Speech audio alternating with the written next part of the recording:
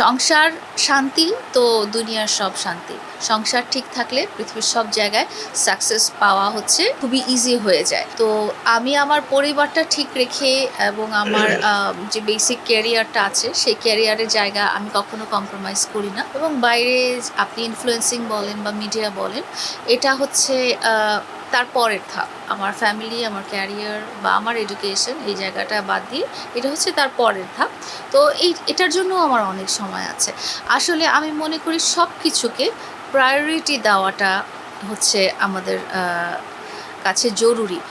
জায়গা অনুযায়ী প্রায়োরিটি দেওয়া, যেই জায়গায় যেই প্রায়োরিটি দেওয়া প্রয়োজন সেই জায়গায় সেই প্রায়োরিটি দেওয়া উচিত। দিনে 24 আওয়ার্স অনেক বড় একটা টাইম মনে হয়। আমার মনে হয় কি যে এই প্রতিটা সময় আমি যদি ঠিক টাইমটা ঠিক জায়গায় ইউটিলাইজ করি, তারপরেও আমার কাছে অনেক সময় থেকে যায়। আর আমি আমার পরিবারকে সবচেয়ে বেশি প্রায়োরিটি দিই। আমার পরিবারের সাথে আমার অন্য ব্যাপারগুলো সেগুলো আমি মিক্স করি না।